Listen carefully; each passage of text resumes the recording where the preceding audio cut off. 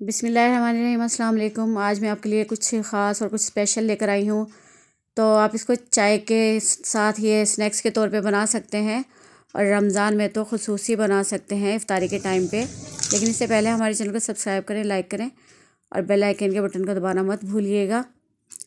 अब यहाँ पे मैंने लिए हैं 4 मीडियम साइज़ के प्याज। तो प्याज आप अपने हिसाब से कमी ज़्यादा कर सकते हैं, छोटी और बड़ी भी। मैंने मीडियम साइज़ के लिए तो इस तरह के गोल रिंग काट लिए थे। और अब 1 कप बेसन मैंने लिया है जिसको मैंने छान लिया था पहले से। अब इसके अंदर मैं डालूंगी 1 चम्मच अजवाइन। उसको मैंने हथेली पे मसल के फिर डालना है। और अजवाइन को अच्छी तरह से साफ़ करके रखिएगा क्योंकि इसमें बहुत गर्दो गुबार होता है। ज़ीरा भी साफ़ सुथरा मैंने रखा हुआ है अपने पास और इसको भी मैंने 1 चम्मच डाल लिया है क्योंकि बहुत बारीक चीज़ होती है, इसमें गर्द ज़्यादा होती है। कसूरी मेथी मैंने ली है 1 चम्मच और इसको भी हथेली में मसल के फिर शामिल करेंगे। इससे खुशबू बड़ी अच्छी आती है। अब इसके अंदर हम डालेंगे कुटी हुई लाल मिर्च। तो आप पिसी हुई लाल मिर्च से भी बना सकते हैं, लेकिन कुटी हुई लाल मिर्च से थोड़ा जायका ज़्यादा अच्छा आ जाता है। और नमक शामिल करेंगे हस्बे जायका।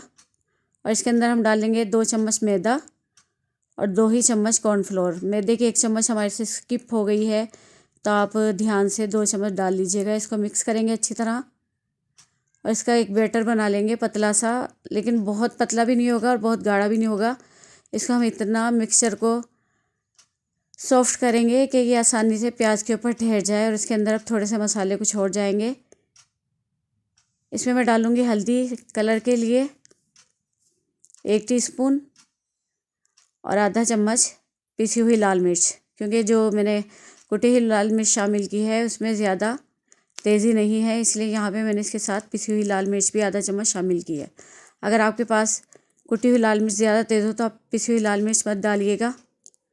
इसको मिक्स करेंगे अच्छी तरह। इसमें थोड़ा सा बारीक कटा हुआ हरा धनिया भी शामिल करेंगे, ये भी अच्छा लगता है इस पर जब कलर आते हैं। तो मिक्सचर हमारा तैयार हो गया। इसको हम थोड़ी देर के लिए रख देंगे और ये इतना हमारा ऑयल गर्म होगा, इतने ये जो बेसन है वो अच्छी तरह फूल जाएगा, इसको रेस्ट मिल जाएगा।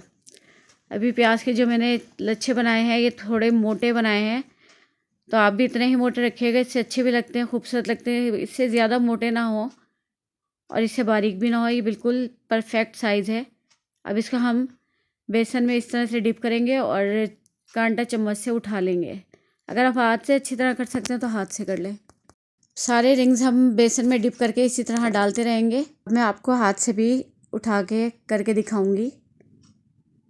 ये देखें, प्याज के हमने रिंग्स इसके अंदर डालने हैं और ऐसे चुटकी की मदद से पकड़ के इसको बेसन को झाड़ना है और ऑयल में छोड़ देना है। जैसे आपको आसानी लगे आप इस तरीके से कर सकते हैं। तो मैंने हाथ से भी कुछ किए थे, कुछ मैंने चम्मच की मदद से किए थे। अब इसको हम साइड चेंज कर देंगे। इसको हमने बहुत गहरा कलर नहीं करना, क्योंकि ये बहुत गहरे कलर के होंगे तो अच्छे नहीं लगेंगे। इसको हमने बस बड़ा खूबसूरत सा गोल्डन कलर देना है। पहले इसको हम एक साइड से पकाएंगे गोल्डन कलर होने तक और उसके बाद हम इसकी साइड चेंज कर देंगे ताकि दूसरी साइड से भी वैसे ही कलर हो जाए। और ये बहुत ज़्यादा पकाना नहीं पड़ता, इसको सिर्फ थोड़ी सी देर के लिए हम ऑयल में पकाएंगे, क्योंकि बेसन कच्चा है और प्याज बहुत जल्दी नरम हो जाती है। और प्याज पे सिर्फ बहुत हल्की सी हमने इसकी लेयर लगाई है तो ये बड़ी जल्दी बन जाता है, इसलिए इसको आप लाजमी ट्राई कीजिएगा। और ये बहुत क्रिस्पी और बहुत मज़ेदार बनते हैं। अब ये स्ट्रेनर में हम सारे प्याज के रिंग्स उठा लेंगे और इसी तरह हम दोबारा भी सारे रिंग्स एक एक करके इसमें डालेंगे और उनको भी फ्राई करके निकाल लेंगे। तो ये रेसिपी बहुत मज़े की बनती है, आप इसको लाजमी ट्राई कीजिएगा। चाय के साथ शाम की, अब गर्मी आ रही है तो इसमें लाजमी कुछ ना कुछ खाने को दिल करता है, तो इसको शाम की चाय के साथ भी इंजॉय कर सकते हैं। और स्पेशल रमज़ानों में तो खुसूसन आप इसको लाजमी ट्राई कीजिएगा, क्योंकि इफ्तारी में बहुत दिल करता है कुछ मज़े की चीज़ें खाने को। तो रेसिपी पसंद आए तो इसे लाइक करें, शेयर करें, हमारे चैनल को लाजमी सब्सक्राइब करें। दुआ में याद रखिएगा। शुक्रिया। अल्लाह हाफिज़।